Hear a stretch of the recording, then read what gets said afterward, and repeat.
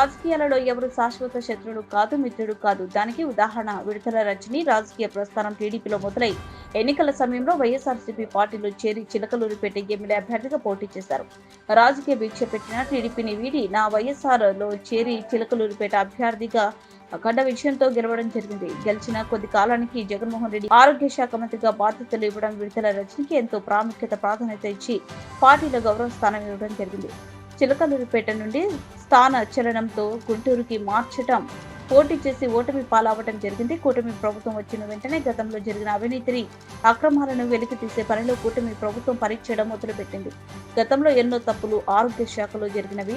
అవి విచారణకు వస్తే విడుదల రజని బాధ్యురాలుగా అవుతారని ముందుగానే వైఎస్ఆర్సీపీకి రాజీనామా చేసి జాతీయ పార్టీ నాయకులతో మంథనాలలో విడుదల రజని ఉన్నారని, ఫోన్ స్విచ్ ఆఫ్ అని, నాయకులకు పార్టీకి అందుబాటులో లేరని వెనికిడి కూటమి ప్రభుత్వం ఆరోగ్య శాఖలో గతంలో జరిగిన అవినీతిని వెలికి తీసే పనిలో ఉన్నారు కాబట్టి భయపడి తాను బాధ్యురాలు అవ్వాల్సి ఉంటుందని విడుదల రజని జాతీయ రాజకీయ పార్టీలో చేరే ప్రయత్నం చేస్తున్నారని వెనికిడి.